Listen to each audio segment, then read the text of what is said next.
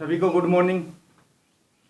आज वही टॉपिक जो आपने कल वीडियो देखा था उसी के बारे में बात करेंगे आगे कि समकालीन विश्व में अमेरिकी वर्चस्व के बारे में।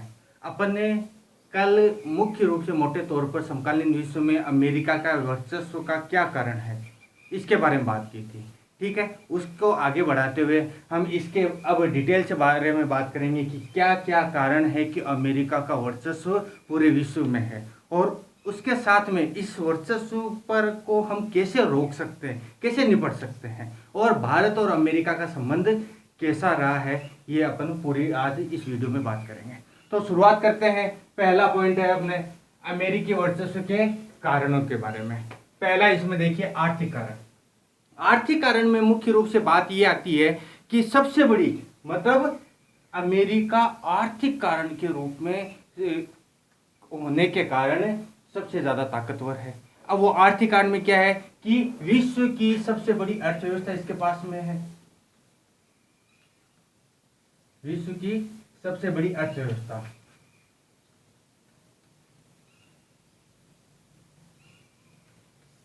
लगभग अमेरिका के नीचे के जितने 12 देश हैं उनकी जितनी अर्थव्यवस्था है अकेला अमेरिका की व्यवस्था है। तो निश्चित रूप से यदि अर्थव्यवस्था मजबूत होगी तो वर्चस्व बढ़ेगा ही बढ़ेगा। इसके अलावा हर क्षेत्र की यहां पर बात कर रहे हैं कि हर क्षेत्र की जो कंपनियां हैं, किसी भी क्षेत्र में देख लो, हर क्षेत्र की जो कंपनियां टॉप 3 कंपनियां वो अमेरिका में स्थित हैं। इसलिए पूरा का पूरा विश्व है अमेरिका के ऊपर डिपेंड है। उसके अलावा अमेरिका की एक और ताकत है और वो है उसकी मुद्रा, और मुद्रा का नाम क्या, डॉलर।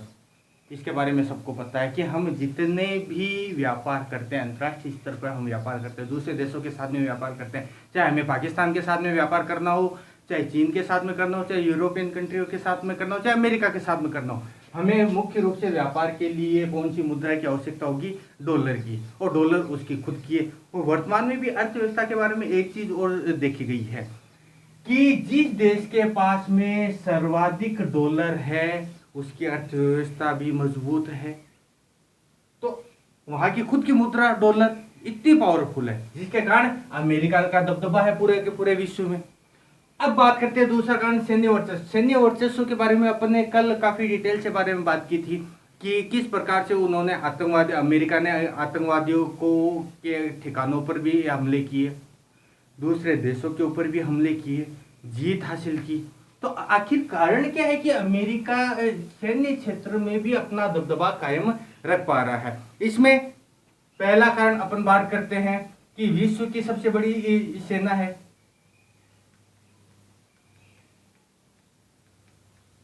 यहां पर आपने कई बार न्यूज चैनलों में सुना होगा कि विश्व की सबसे बड़ी जो सेना है वो चीन के पास में है, जबकि हकीकत में ये है कि विश्व की सबसे बड़ी जो सेना है वो अमेरिका के पास में है। और यदि ये सेना अमेरिका के पास में है तो निश्चित रूप से सैन्य वर्चस्व कायम होगा ही होगा। इसके अलावा इसके नीचे के जो 12 देश हैं, जितना खर्चा सैन्य सामान पर करते हैं उतना अकेला अमेरिका करता है। अकेला अमेरिका और उतना कार्य कर रहा है, उतना खर्चा कर रहा है। ये भी एक सबसे बड़ी बात है। इसके अलावा अमेरिका के पास में एक और चीज है, वो है कि अपने देश में बैठ करके वो विश्व में किसी भी स्थान पर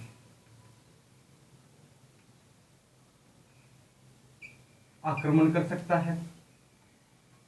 मतलब वो अपने देश में बैठा बैठा किसी भी स्थान पर या यूं कहूं कि किसी भी देश के ऊपर आक्रमण कर सकता है। वो चाहे तो अपने देश से सीधे मिसाइल भारत के ऊपर दाग सकता है, पाकिस्तान के ऊपर दाग सकता है, चीन के ऊपर दाग सकता है। इतनी मजबूत अर्थव्यवस्था है, उतना अच्छा उनके पास में सैन्य हथियार हैं। इसके अलावा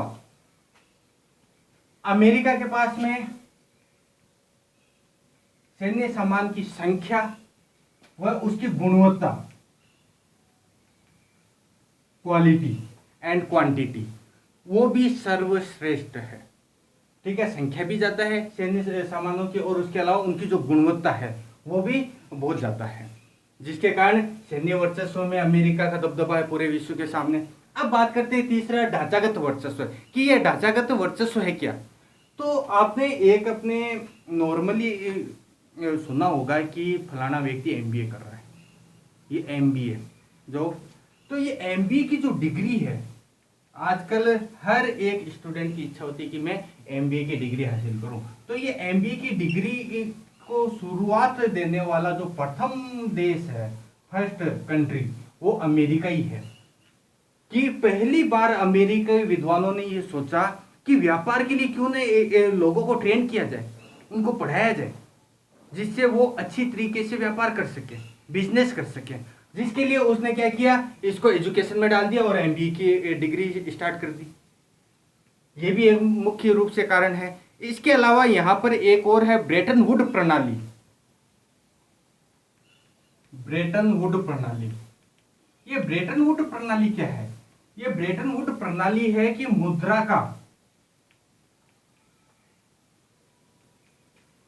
मुद्रा के द्वारा व्यापार। जैसे अभी अपन ने बात की डॉलर, तो इस डॉलर को हम क्या है ब्रेटन वुड प्रणाली के अंतर्गत रख सकते हैं कि अब जितना भी हम व्यापार कर रहे हैं तो किस में कर रहे हैं, अंतरराष्ट्रीय व्यापार किस में कर रहे हैं, डॉलर में कर रहे हैं। तो ये ब्रेटन वुड प्रणाली में आ गया कि मुद्रा के द्वारा, मतलब डॉलर के द्वारा व्यापार करना। इसके कारण भी अमेरिकी वर्चस्व कायम है। सबसे बड़ी बात, आज हर व्यक्ति इंटरनेट का प्रयोग करता है और ये इंटरनेट सभी देशों को, या यूं कहे पूरे विश्व को इंटरनेट की सप्लाई करने वाला देश कौन सा है? अमेरिका है। आज हम पूरा का पूरा अमेरिका के ऊपर डिपेंड है। अमेरिका चाहे तो पूरे विश्व के इंटरनेट सप्लाई को बंद कर सकता है और हम कुछ भी नहीं कर सकते। तो पूरा का पूरा इंटरनेट प्रणाली अमेरिका के ऊपर डिपेंड आ गई है। उसके अलावा सभी बड़े संगठनों का मुख्यालय, सभी बड़े संगठनों का मुख्यालय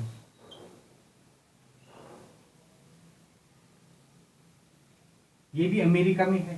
आप चाहे यूएनओ के बारे में बात कर लो, ठीक है, तो उसका मुख्यालय भी है। विश्व बैंक के बारे में बात कर लो, उसका मुख्यालय भी अमेरिका के अंदर ही है। तो जितने भी बड़े संगठन है, अंतर्राष्ट्रीय जो संगठन है, उन सब का मुख्यालय अमेरिका के अंतर्गत आता है, जिसके कारण उसके जो ढांचागत जो वर्चस्व है वो मजबूत है। अब बात करते हैं अपन सांस्कृतिक वर्चस्व की। सांस्कृतिक वर्चस्व में सबसे पहले बात करेंगे अपन रहन सहन। किसी भी व्यक्ति की आर्थिक स्थिति कैसी है, उसका माहौल कैसा, उसका नॉलेज कैसा, उसके रहन सहन से हम पता करते हैं। और रहन सहन अमेरिकी लोगों का सर्वश्रेष्ठ है। इसके अलावा एक और देखा है, वर्तमान दौर में हर व्यक्ति नीले रंग की जींस पहनना चाहता है। नीली जींस जिसको अपन बोलते हैं, ये नीली जींस क्या है? इसकी शुरुआत अमेरिका ने की थी। ये नीली जींस का अर्थ ये हुआ कि जो व्यक्ति नीली जींस पहन रहा है, नीले रंग की जींस पहन रहा है, इसका मतलब वो स्वतंत्र आजाद है, किसी के ऊपर उसका कंट्रोल नहीं है। और ये पूरा सिखाया हमें किसने? अमेरिकी लोगों ने सिखाया। उसके अलावा कि किस प्रकार से हम जीवन जीना है, ये बात भी हमें अमेरिकी लोगों के द्वारा पता चली है। ठीक है, मुख्य रूप से अमेरिकी वर्चस्व के ये 4 कारण हैं। ये चारों कारण महत्वपूर्ण हैं, पूछे जाते हैं। कोई किसी भी एक कारण के बारे में पूछ लिया जाएगा या ऑप्शन आपको दे दिए कि इनमें से कौन सा कारण नहीं है, तो एक अलग पॉइंट दे देगा, बाकी के 3 ही दे देगा। तो इस प्रकार से भी अपन को क्वेश्चन पूछा जाता है। और यहाँ तक कि डिस्क्राइब में भी ये बड़ा क्वेश्चन है, महत्वपूर्ण है, थोड़ा सा समझना होगा इसके लिए। अब अपन बात करते हैं कि इस अमेरिकी वर्चस्व को हम कैसे रोक सकते हैं, कि आज वर्तमान में ये अमेरिकी वर्चस्व है, इससे हम कैसे निपटें, कैसे इसको रोका जा सके। क्या ऐसे कुछ कार्य कर सकते हैं कि जिसके कारण अमेरिकी वर्चस्व को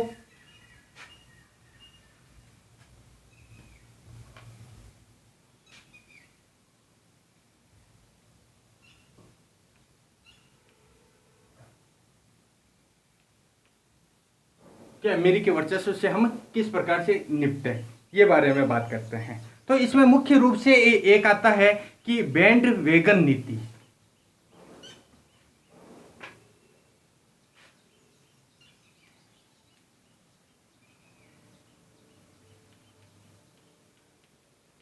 बैंडवैगन नीति क्या है? बैंडवैगन नीति का अर्थ है कि जैसे हवा चल रही है हवा की ओर चलो। मतलब आज वर्तमान में अमेरिका का वर्चस्व है तो दूसरे देशों को क्या करना चाहिए कि अमेरिकी वर्चस्व का समर्थन करो, अमेरिका से मित्रता करो और उसके वर्चस्व से खुद फायदा उठाओ।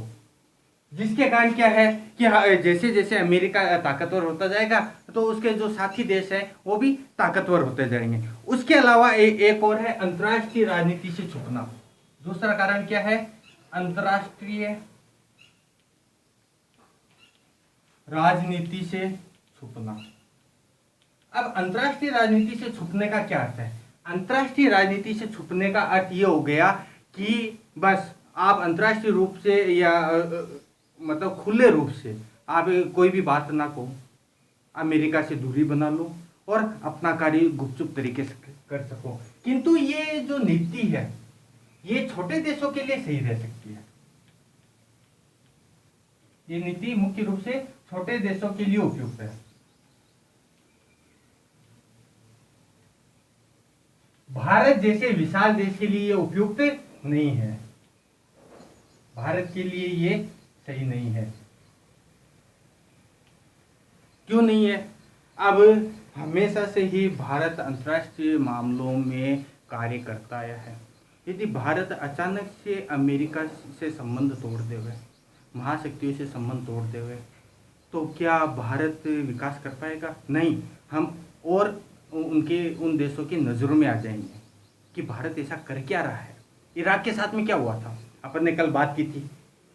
लास्ट में क्या हुआ? अमेरिका ने इराक के ऊपर आक्रमण कर दिया। तो इराक के साथ भी यही हुआ था कि उसने अमेरिका से दूरी बना ली थी, सोवियत संघ से दूरी बना ली थी और अपने गुपचुप तरीके से कार्य करने लग गया था, जिसके कारण अमेरिका को बहाना मिल गया और अमेरिका ने कहा कि ये रासायनिक हथियारों का टेस्ट कर रहा है, परमाणु हथियार तीव्र गति से बनाने की कोशिश कर रहा है और उस आधार पर उसने आक्रमण कर दिया वहाँ पर। तो भारत जैसे देश के लिए ये नीति सही नहीं है। छोटे देशों के लिए उपयुक्त हो सकती है, जैसे नेपाल हो गया, भूटान हो गया, बांग्लादेश हो गया, ये छोटे देश है, इनके लिए बेस्ट है ये नीति। अब नेक्स्ट है अमेरिकी वर्चस्व को चुनौती देने का एक कारण और भी है, वो है भारत, चीन व रूस का गठबंधन। यदि अमेरिकी वर्चस्व को रोकना है तो हमें क्या करना होगा? इन तीन देशों का गठबंधन बनाना होगा, जो कि वर्तमान में पॉसिबल है ही नहीं। क्यों? ना ही भारत, चीन और रूस तीनों देशों की सोच एक जैसी है और ना ही ये गठबंधन बना सकते हैं। हाँ, यदि इन तीनों देशों का गठबंधन बन जाता है तो हम जरूर अमेरिका को चुनौती दे सकते हैं। किंतु वर्तमान में तो क्या है, मुझे भविष्य में भी ये नहीं दिखाई दे रहा है कि इन तीनों देशों का गठबंधन हो सकता है।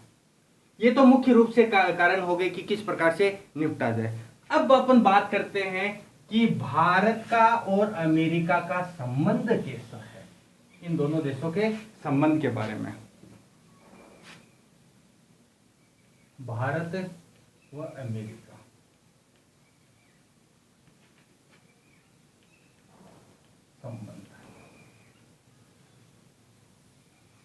अब भारत और अमेरिका के संबंध के बारे में बात करें तो बड़ा कंफ्यूजन मामला चल रहा था।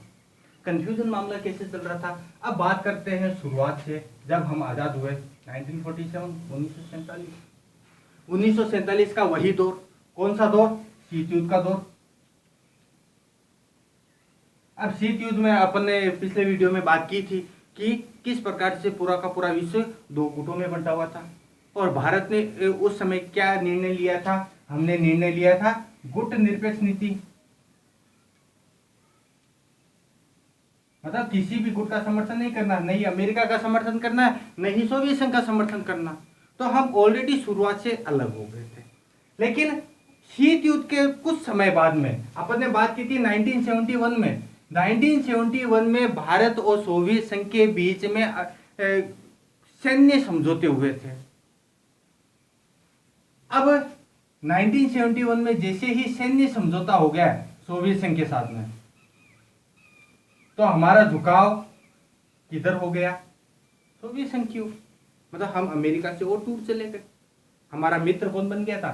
सोवियत संघ बन गया था। और उसने आर्थिक सहायता भी की थी, राजनीतिक सहायता भी की थी, और यहाँ तक कि सैन्य सहायता भी सोवियत संघ ने पूरी की। किंतु हम अमेरिका से दूर हो गए। उसके बाद में क्या आता है कि ये शीत युद्ध का दौर समाप्त हो गया, सोवियत संघ बिखर गया, महाशक्ति नहीं रहा। अब महाशक्ति बचा था एक अकेला अमेरिका। तो 1991 से भारत का झुकाव अमेरिका के प्रति होने लग गया। हम अमेरिका की ओर झुकने लग गए। वो कारण स्वाभाविक ही था, जो अपन ने अभी नीतियां पढ़ी थी। और उस नीति के तहत क्या था कि हवा की ओर बहना, और उसी नीति के अनुसार हम चले और हमारे संबंध सुधरते गए। किंतु भारत ने क्या किया था, एक परमाणु परीक्षण किया था। उस परमाणु परीक्षण के कारण हम अमेरिका की नजरों में आ गए, और अमेरिका ने भारत के ऊपर बैन लगा दिया कि आप अंतर्राष्ट्रीय व्यापार नहीं कर सकते हो, और यदि भारत के साथ में अन्य कोई भी देश अंतर्राष्ट्रीय व्यापार करता है तो हम उससे संबंध तोड़ लेंगे।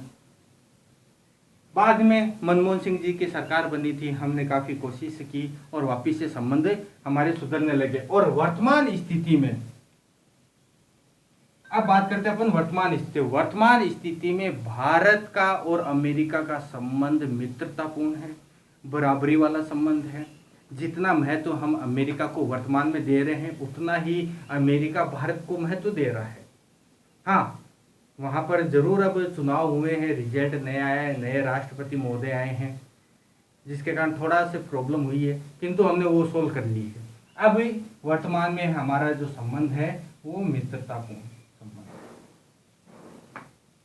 है। ये आज का अपना टॉपिक कंप्लीट हो गया है। यहाँ तक कि जो अपन टॉपिक लेके चल रहे थे समकालीन विश्व में अमेरिकी वर्चस्व, ये पूरा हो गया है।